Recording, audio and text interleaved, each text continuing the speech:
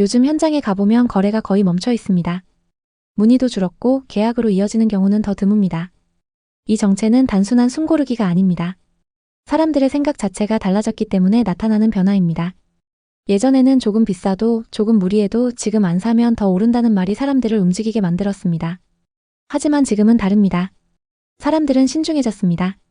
이 변화는 특정 세대만의 이야기가 아닙니다. 30대 신혼부부도 60대 은퇴자도 같은 고민을 하고 있습니다.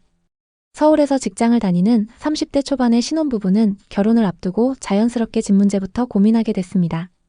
주변에서는 지금이라도 사야 한다, 전세 살다 보면 아예 못 산다, 이런 말이 계속 들려왔습니다. 실제로 몇 년 전만 해도 비슷한 상황의 선배 부부들은 대출을 최대한 활용해 수도권 외곽의 신축을 매수했고 그 선택이 결과적으로 자산 형성으로 이어졌습니다. 이 부부도 처음에는 같은 선택을 할지 고민했습니다. 수도권 외곽의 신축 아파트 전세 끼고 사면 실투자금은 상대적으로 적고 몇 년만 버티면 오를 거라는 얘기를 수없이 들었습니다. 하지만 막상 매수하려고 하니 생각이 달라졌습니다. 전세 시세도 계속 변했고 대출받아 사자니 대출 금리는 체감상 너무 높았죠. 월 이자를 계산해보니 생활이 어려울 것 같았습니다.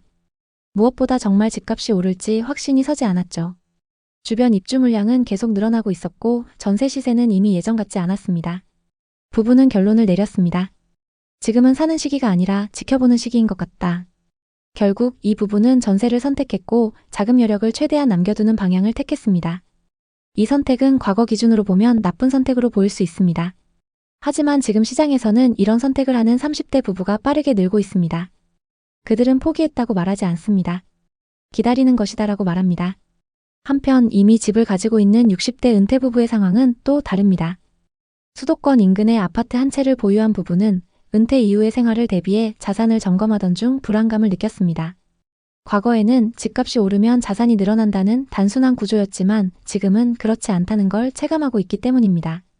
주변을 둘러보니 같은 지역에서도 거래가 거의 끊겼고 매물을 내놔도 문의가 잘 오지 않는다고 합니다. 전세를 주고 있던 집도 갱신 시점이 다가오자 금액을 낮춰야 할 상황이 됐습니다. 부부는 고민했습니다. 이 집을 계속 가져가는 게 맞을까? 나중에 팔려고 할 때 사줄 사람이 있을까?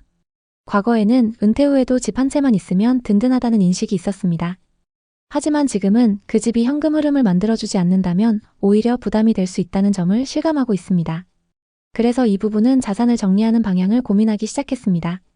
전세 비중을 줄이고 월세나 다른 자산으로 일부를 옮기는 선택지 혹은 생활비 구조에 맞춰 주거 규모를 조정하는 방안까지 진지하게 검토하고 있습니다. 이 부부가 느끼는 불안은 집값이 당장 떨어질까봐가 아닙니다. 필요할 때 이 자산을 제대로 현금화할 수 있을까라는 근본적인 걱정입니다. 30대 신혼부부와 60대 은퇴부부의 상황은 다르지만 공통점은 분명합니다. 집은 무조건 오른다는 전제를 더 이상 믿지 않는다는 점입니다. 젊은 세대는 무리한 레버리지를 경계하고 있고 은퇴 세대는 자산의 유동성과 안정성을 더 중요하게 보고 있습니다. 이러한 의식이 번지면서 시장 전체가 크게 변화하고 있습니다. 거래가 줄고 문의가 사라지고 가격은 버티지만 수요는 점점 줄고 있습니다. 이 상태가 지속되면 가장 먼저 흔들리는 곳은 인구가 줄고 일자리가 부족하며 공급이 많았던 지역입니다. 수도권조차 인구 감소 경고가 나오고 있습니다. 이 상황에서 전국의 모든 집값이 예전처럼 꾸준히 오른다는 기대는 점점 현실과 먼 얘기입니다. 특히 지방은 인구 감소와 공급 과잉이 겹치며 아파트 가격이 7, 8년 전 수준으로 돌아간 지역이 속출하고 있습니다. 전원주택은 절반으로 내려도 몇 년째 매수 문의가 없다는 얘기도 나옵니다. 이건 일시적인 경기 조정이 아니라 지역 자체의 쇠퇴입니다. 광역시라고 다 안전한 것도 아닙니다. 대구는 수성구를 제외한 외곽 쪽은 고점 대비 3, 40% 하락했습니다. 부산도 인구가 줄면서 외곽, 노후 단지 중심으로 가격 조정이 지속되고 있죠. 세종시는 한때 서울급 상승을 보였으나 지금은 겨우 보합을 유지하고 있습니다.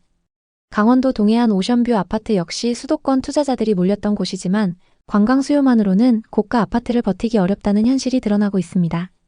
인구 구조와 지역 경제를 외면하고 바다 보인다, 새 아파트다, 역세권이다, 이런 호재만 믿고 들어갔다가 버티지 못하는 시장이 되었습니다.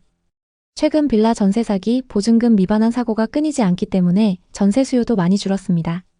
그 결과 전세 시세도 동반 하락하고 있는데요. 이런 사고가 계속 나온 이유는 단지 나쁜 집주인 몇 명 때문만이 아닙니다.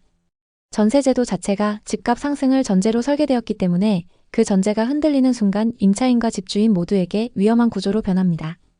갭투자도 마찬가지입니다. 전세 끼고 사면 실투자금 적게 들고 여러 채 살 수 있다는 논리는 다음과 같을 때만 성립합니다. 집값이 상승하고 전세 가격도 동반 상승할 때, 또 공실 없이 계속 임차인이 있을 때 이런 조건들이 모두 충족될 때만 가능합니다. 그 조건이 하나라도 깨지면 현금 흐름이 막히고 결국 금매나 경매로 이어집니다. 부자들이 먼저 깨달은 사실은 이겁니다.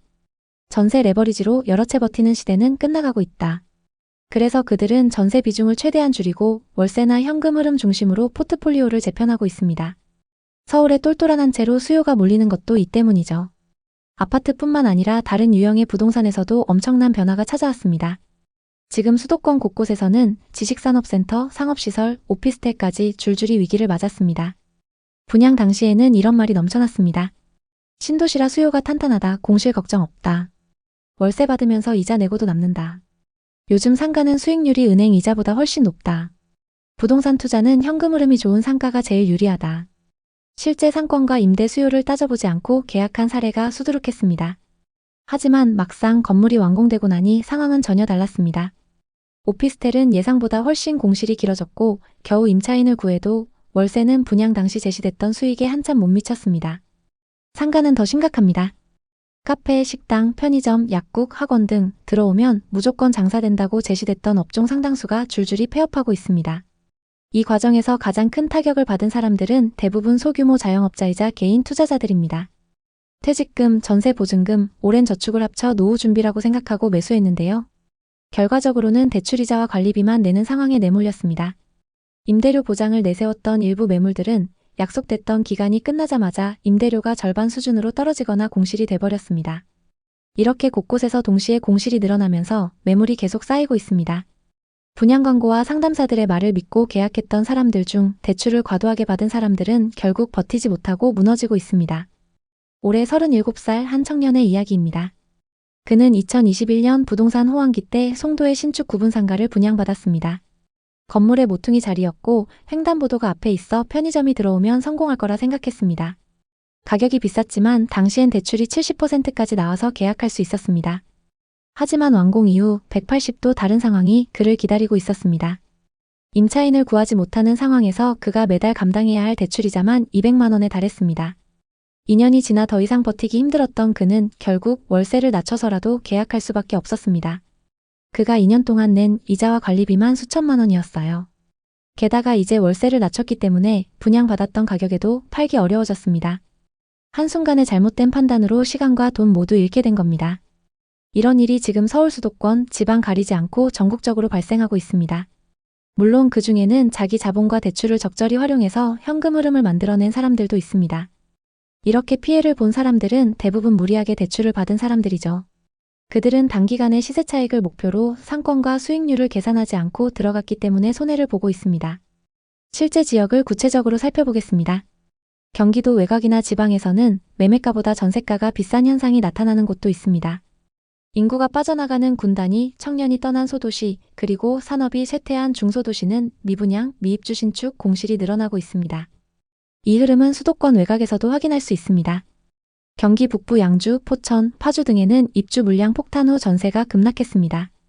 그 결과 집주인들이 전세를 못 맞춰서 매매가를 낮춰내놓는 경우도 증가했죠. 경기 남부 화성, 평택, 오산도 공급 과잉이 한참 지속됐습니다. 상업시설과 오피스텔, 지식산업센터가 동시에 공급됐고 공실이 늘어나면서 수익성 악화가 뚜렷해졌죠. 고덕신도시 지식산업센터는 분양 당시 기업들이 몰려와서 임대 걱정 없다, 대출로 거의 다 된다, 이런 말에 개인 투자자들이 몰렸습니다. 하지만 실제 입주해보니 기업 수요가 부족했습니다. 임대료를 낮춰도 임차가 안 나갔고 이자는 계속 올라가면서 급매물이 쏟아졌습니다. 그러다 보니 가격은 계속 하락하고 있습니다. 매달 수백만 원의 이자를 감당 못해서 경매로 나오는 물건도 많습니다. 붕괴는 항상 가장 약한 부분부터 시작됩니다. 인구 감소, 일자리 부족, 공급 과잉 이 세 가지가 겹치는 곳부터 가장 빠르게 무너집니다. 여기까지의 흐름을 정리하면 지금 한국 부동산은 건설, 금융의 리스크와 지방과 수도권 외곽의 구조적 약화, 전세 레버리지의 한계, 이것들이 동시에 겹쳐 있습니다. 그렇다고 해서 내일 당장 모든 것이 무너진다는 이야기를 하려는 것은 아닙니다. 하지만 분명한 것은 지난 10년과 같은 방식으로 생각하고 같은 방식으로 투자하면 안 되는 시기라는 점입니다. 지금 우리에게 필요한 자세는 과감한 투자가 아니라 신중한 접근입니다. 정리하자면 이런 질문들을 스스로에게 던져볼 필요가 있습니다. 내 자산 중에서 실제로 현금 흐름을 만들어내는 자산이 어느 정도 되는가? 내가 보유한 부동산이 있는 지역은 앞으로 10년, 20년 후에도 인구가 유지되거나 늘어날 만한 곳인지를 확인해야 합니다. 또 일자리가 생기거나 유지될 곳인지, 생활 인프라가 지탱될 곳인지도 보셔야죠. 전세 레버리지를 활용한 자산은 전세가가 계속 버텨줄 지역인지가 중요합니다. 이런 부분을 확실하게 체크해보고 불안한 부분이 있다면 그 부분부터 하나씩 정리해 나가는 것이 지금 할 수 있는 가장 현실적인 전략입니다. 마지막까지 버티다가 자산을 잃는 사람이 될지 아니면 미리 계획을 세우고 안전자산을 준비를 하는 사람이 될지 지금이 선택을 해야 하는 시기입니다. 어떤 쪽에 설지는 각자의 선택입니다. 다만 한 가지 분명한 것은 진짜 큰 돈을 굴리는 사람들은 이미 움직이고 있다는 사실입니다. 오늘 이야기를 듣고 어쩌면 괜히 공포만 조장하는 것 아니냐는 생각이 드실 수도 있습니다. 하지만 위기는 대개 조용히 그리고 순식간에 다가옵니다. 눈에 띄는 변화가 시작되었을 때는 이미 대다수에게 늦은 경우가 많습니다. 지금 할 수 있는 최선은 내 자산 구조를 냉정하게 점검해보고 감정이 아니라 데이터와 구조를 기준으로 확신 있는 선택을 하는 것입니다. 부자들만 알고 있는 은밀한 시그널은 사실 대단한 비밀 정보가 아닙니다. 조금 더 빨리, 조금 더 깊이, 조금 더 냉정하게 세상을 바라볼 뿐입니다. 내 삶과 내 자산을 다시 들여다보는 것. 그것이 앞으로 미래를 책임질 가장 저렴하면서도 가장 효과적인 대책일지 모릅니다. 이제 선택은 각자의 몫입니다. 오늘도 끝까지 시청해주셔서 감사합니다. 여러분 모두 부자 되시는 그날까지 응원하겠습니다.